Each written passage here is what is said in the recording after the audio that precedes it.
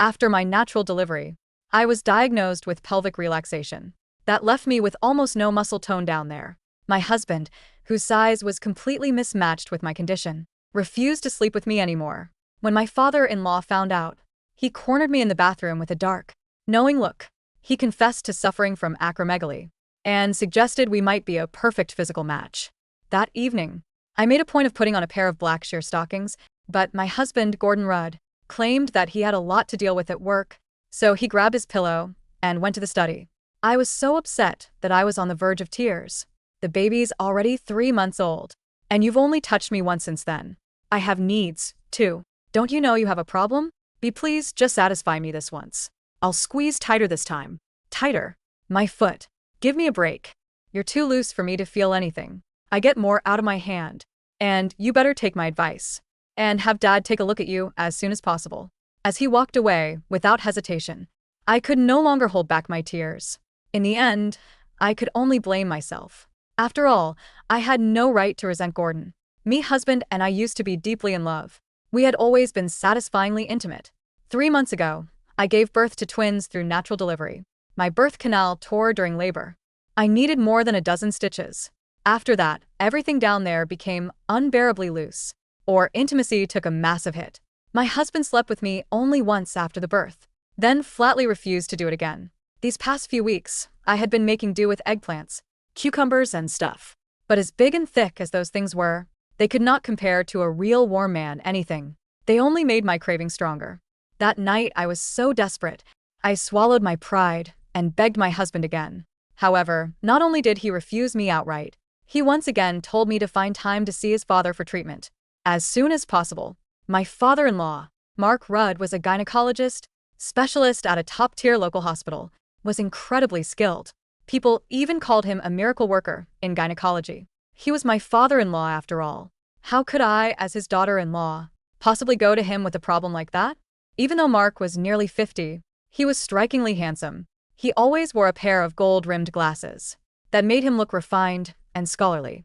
He kept himself in excellent shape, too. His body was firm and muscular, radiating a kind of mature masculine charm. Ever since Gordon stopped touching me, I had fantasized about Mark more than once. If you were really the one examining me for that condition, I would probably lose control and humiliate myself beyond belief. If that had happened, I would be too ashamed to even show my face in this house. While I was lost in my tangled thoughts, the sounds of intimacy drifted faintly through my in-law's room next door. The noises were unmistakably heated. It was obvious that Mark had Janet pinned beneath him. He was thrusting hard. As Janet's breathless gasps and soft moans continued through the wall, I actually found myself feeling envious and jealous. If only I were the one underneath Mark. The thought sent what was left of my smoldering desire roaring back to life and burning hotter than ever. I could not help squeezing my thighs together and rubbing them against each other for friction. Just then, raised voices suddenly came from the room next door. Janet was loudly protesting. Mark's voice followed. He was coaxing her. I was stunned. Apparently Mark was so vigorous that Janet could not handle it anymore. She refused to continue, no matter how much he lowered his voice and begged her. You're enormous. You go on for over an hour every time. If you really want it that badly, go find a prostitute. God, over an hour. That must feel incredible. Some people were dying of thirst while others drowned.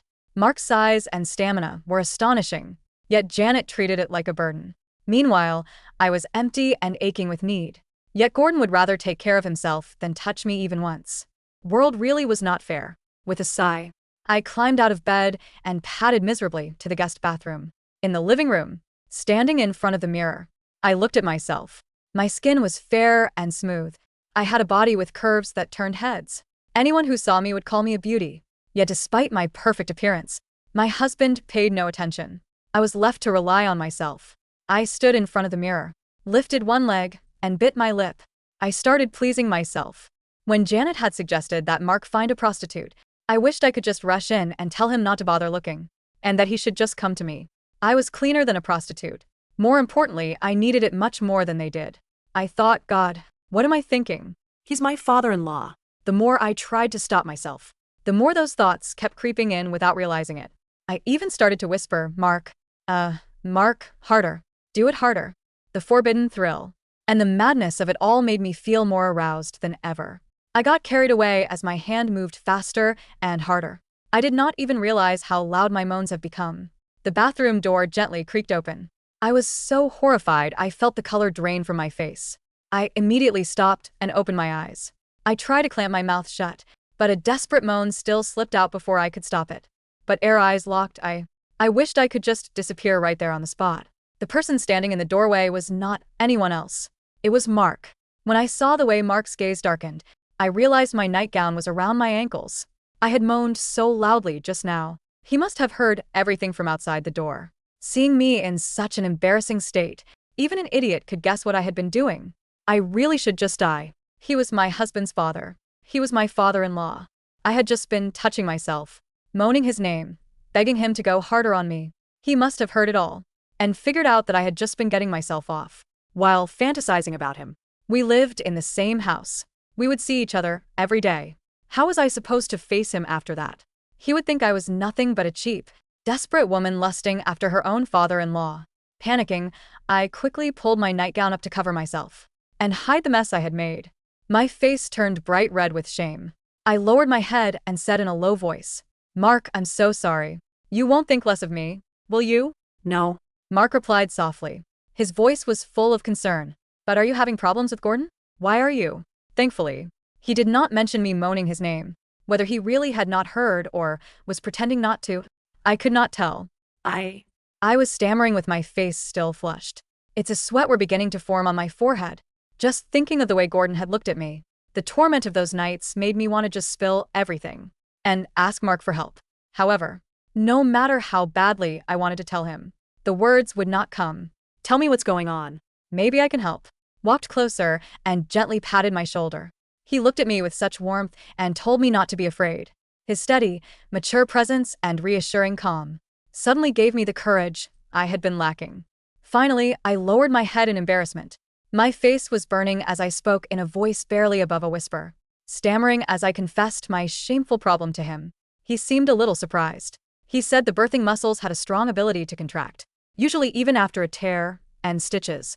It could recover. He said what I was describing was extremely rare.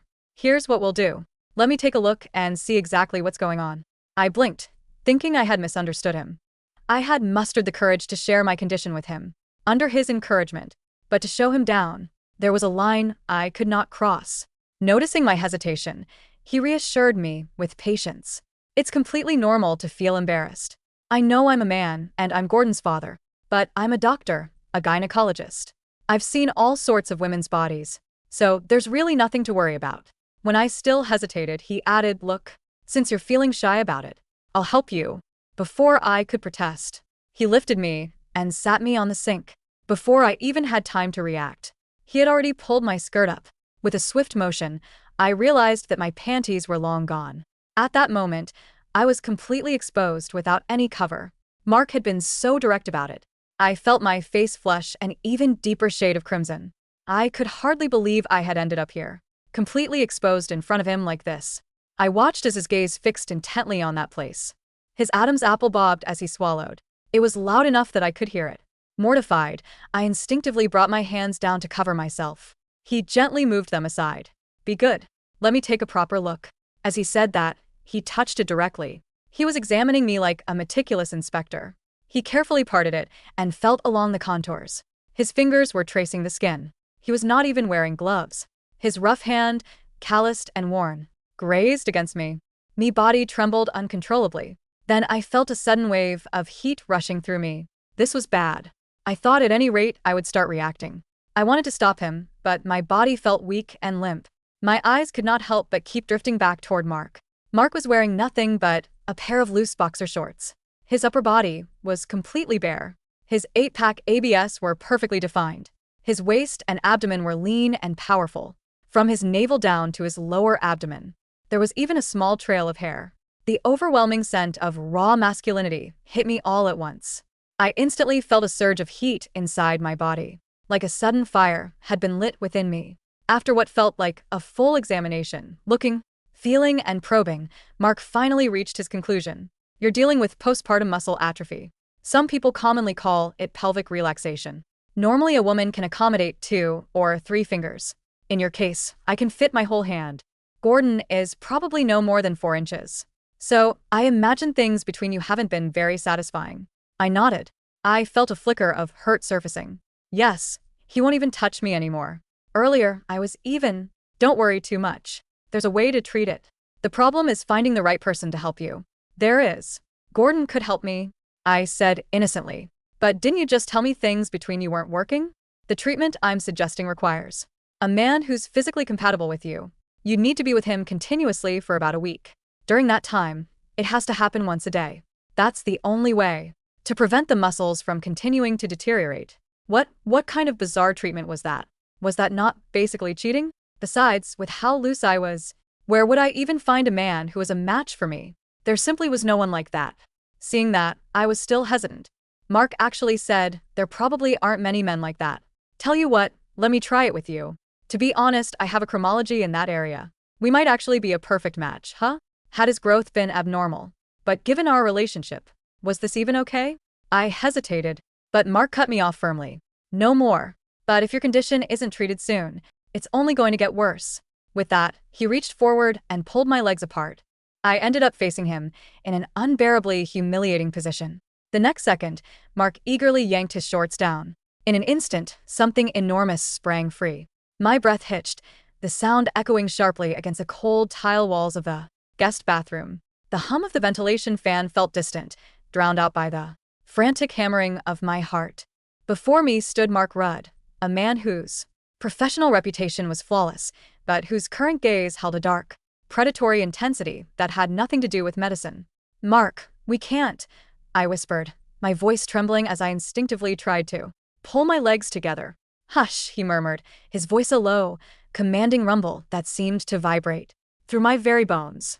He didn't back away. Instead, he placed his large, warm hands on my knees, gently, but unyieldingly, keeping them parted. This is a clinical matter, Lauren. You told me yourself how much you're suffering. Gordon doesn't understand your body. He doesn't have the capacity to help you heal. But I do. The word heal sounded like a sacred excuse, a thin veil thrown over a forbidden desire. Yet, as I looked at him, his chest rising and falling, his gold-rimmed glasses catching the dim light of the bathroom, the sheer deprivation of the last 3 months roared to the surface. Gordon's harsh words, the cold rejection, the nights spent crying into my pillow while clutching cold vegetables in the dark, it all culminated in a desperate, aching need to be touched, to be filled, to feel like a woman again. Is this really a treatment? I stammered, my eyes wide, searching his face for any sign of a lie. Have I ever given you reason to doubt my medical expertise? Mark asked, stepping closer, closing the final physical barrier between us. Your pelvic floor muscles have suffered severe trauma. Without targeted, high-resistance stimulation to force the tissue to contract and rebuild, the atrophy will become permanent. Standard therapy won't cut it for a case as severe as yours. You need someone who can match the depth of the relaxation. He didn't give me time to think, to let my rational mind claw its way back to sanity. He leaned forward, his grip tightening on my thighs. When he moved, the sheer physical reality of his condition, the result of the mild acromegaly he had confessed to, became overwhelmingly apparent. When he finally coupled with me, the sensation was unlike anything I had ever experienced. The agonizing emptiness that had defined my postpartum life was instantly, completely banished. A gasp tore from my throat, raw and unrestrained. I clamped my hand over my mouth, terrified that the sound would penetrate the walls and wake Gordon in the study or Janet next door.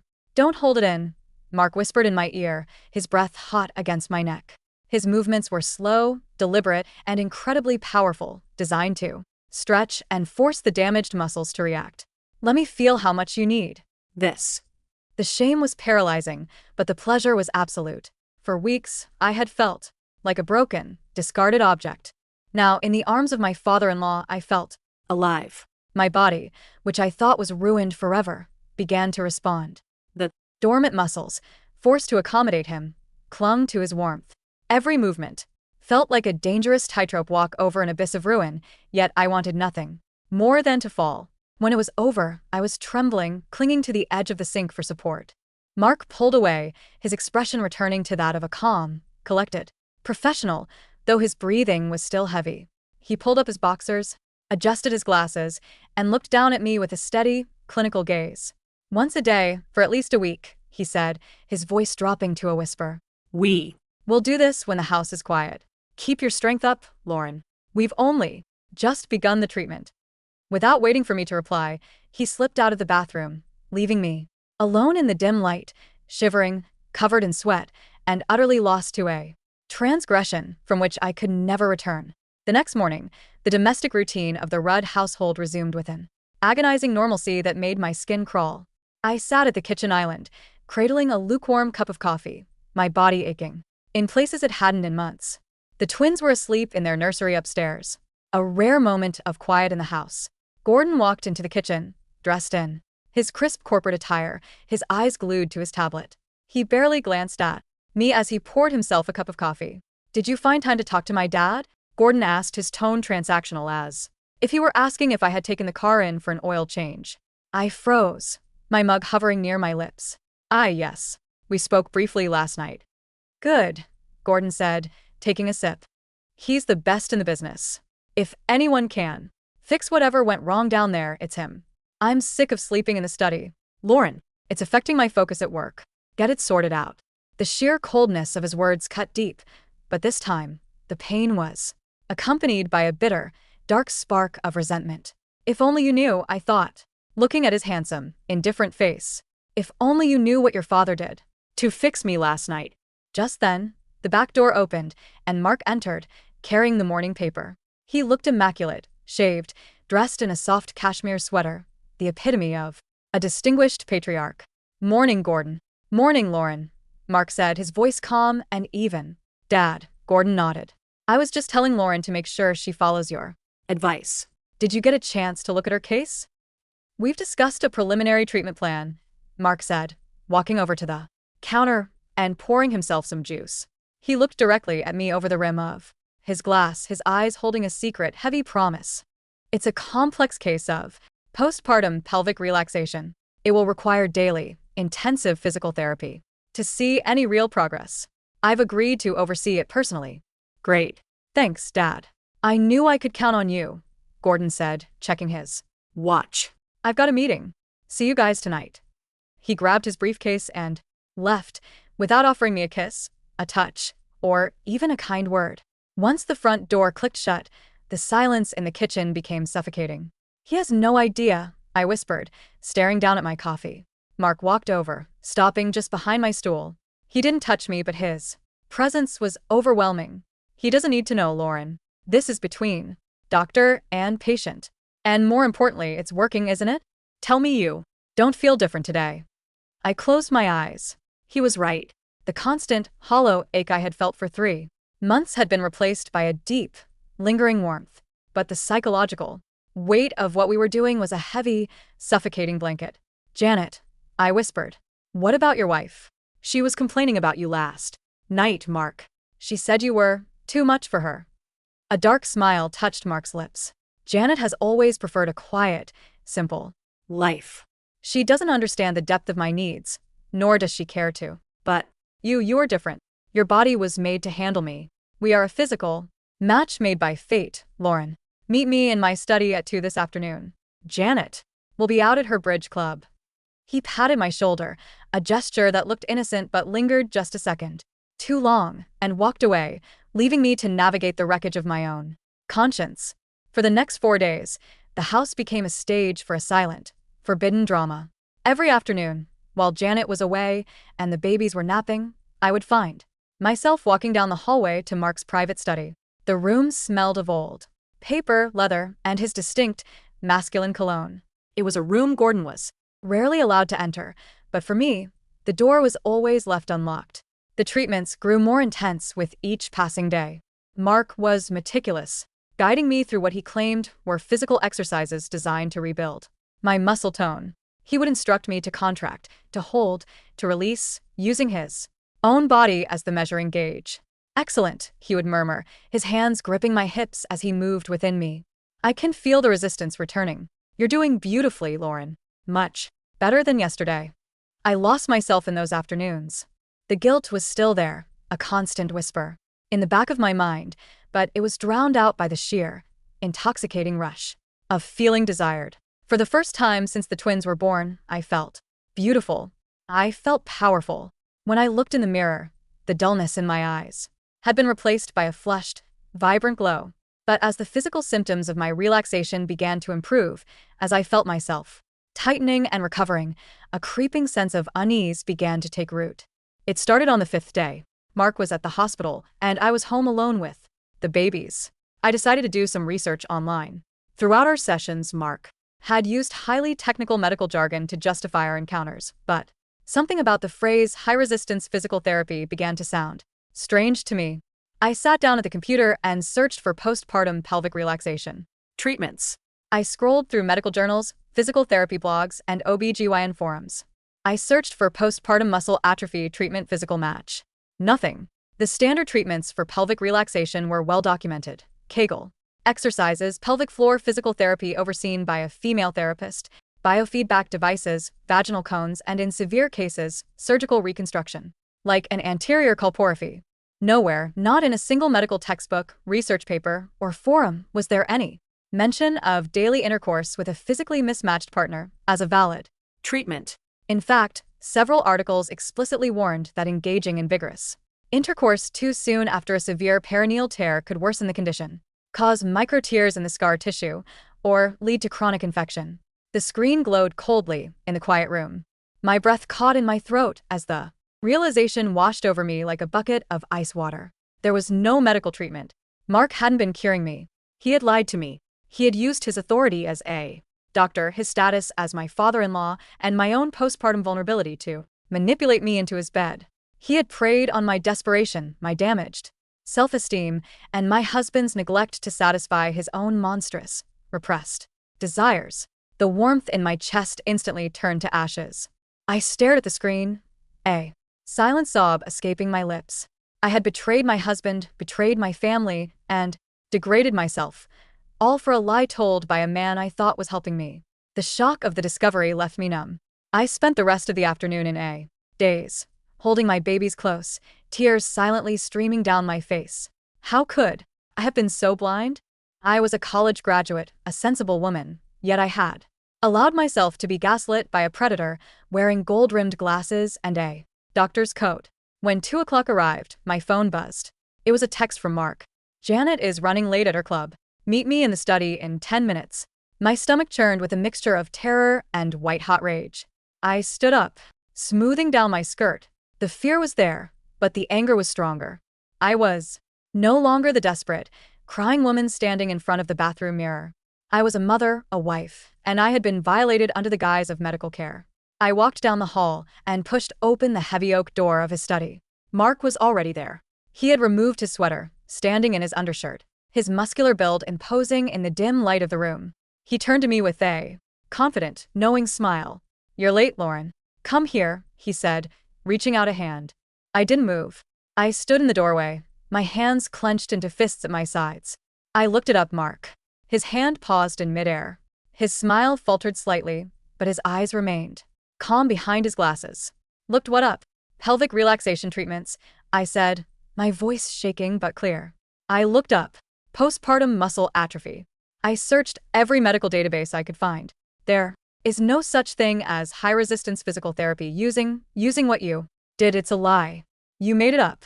The silence in the room became heavy, thick enough to suffocate. Mark slowly lowered his hand. The warm, comforting doctor persona evaporated, replaced by a cold, calculating stillness. He walked over to his desk, picked up a glass of scotch, and took a slow sip. "You shouldn't believe everything you read on the internet, Lauren," he said, his voice devoid of its previous warmth. "The medical establishment is conservative. They don't write textbooks about alternative, highly effective methods that require unconventional partnerships. Don't lie to me anymore," I shouted, a tear escaping my eye. "You used me.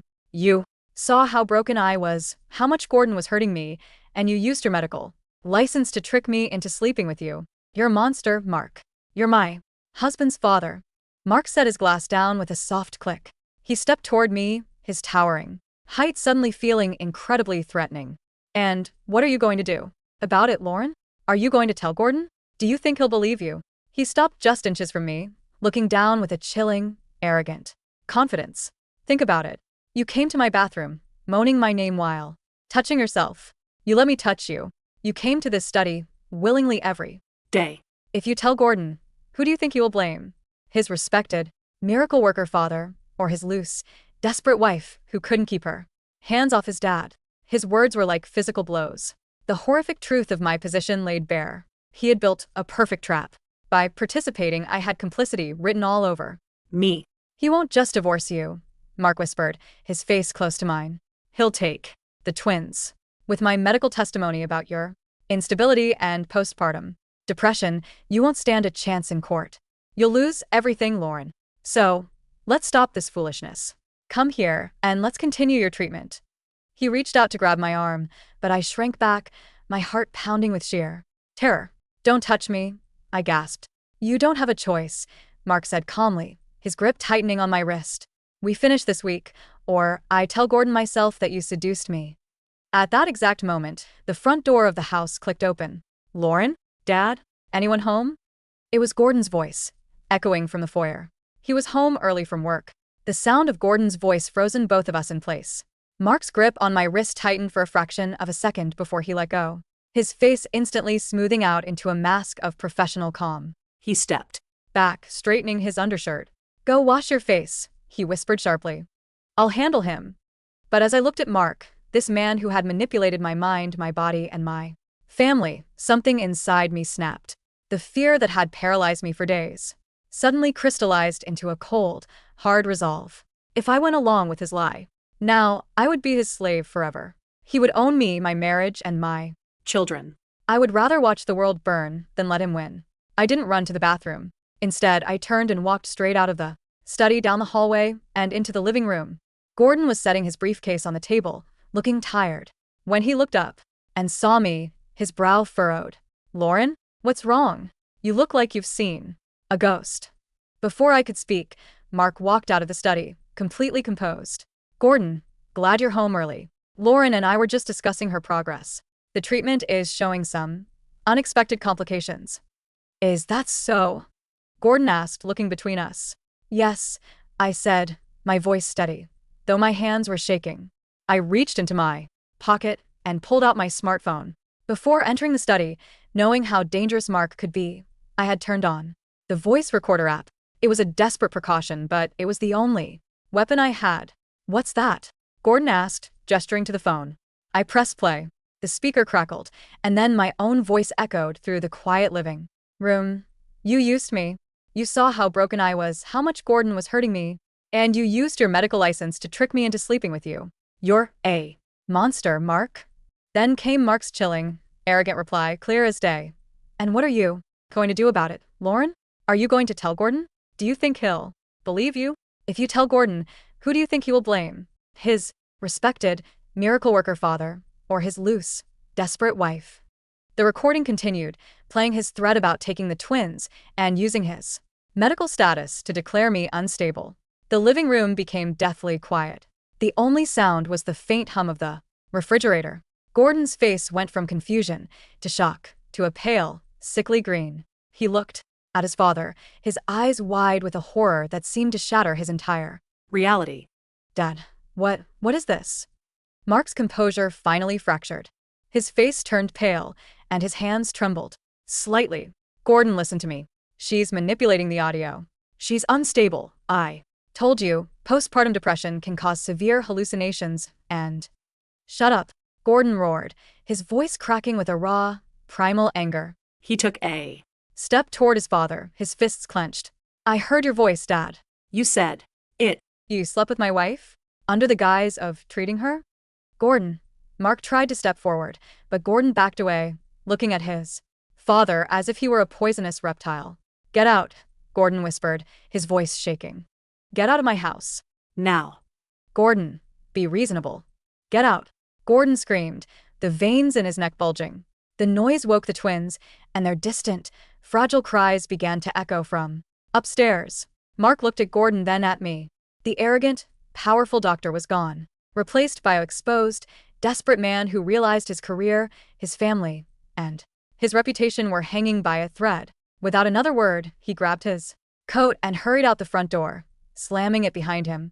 Gordon stood in the center of the living room, chest heaving, staring at the floor. The silence stretched between us, heavy and broken only by the distant cries of our babies. He slowly turned to look at me. His eyes were filled with tears, anger, and a deep, agonizing shame. "How could you, Lauren? With my father? You didn't touch me, Gordon," I whispered, the tears finally flowing freely down my cheeks. "You called me loose. You told me I was broken. You told me to go to him." I was desperate, I was hurting, and he preyed on that. "I'm not excusing what I did. I will live with the guilt of this for the rest of my life. But don't you dare act like you had no part in pushing me into that corner." Gordon looked at me, his mouth opening and closing, but no words came out. The absolute collapse of our marriage, of his family, was complete. 2 weeks later, I sat in a bright, sunlit office on the other side of the city. The sign on the door read, "Dr. Evelyn Mercer, PT, DPT, pelvic floor, rehabilitation."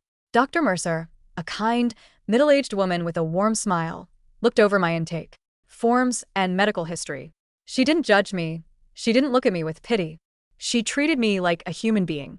"A severe perineal tear with multiple stitches can absolutely cause pelvic floor dysfunction and relaxation, Lauren," Dr. Mercer said gently, setting the clipboard down. "But I want to assure you of one thing. Your body is not broken. And it is absolutely treatable.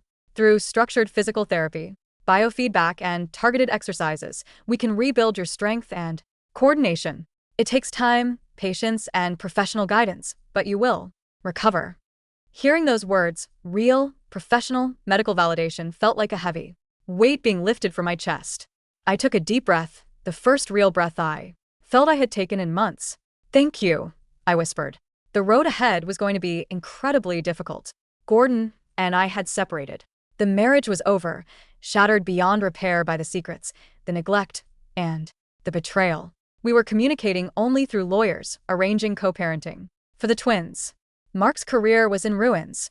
The recording had been sent to the hospital board and the Medical Licensing Association, prompting an immediate investigation into his professional conduct. Janet had filed for divorce. The Rudd family, once a pillar of local society, had collapsed under the weight of its own dark secrets.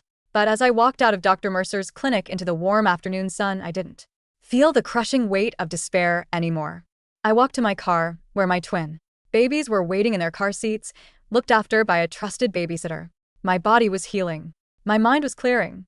I had survived the darkest chapter of my life, and for the first time, I was stepping into the light, ready to rebuild my life on my own terms.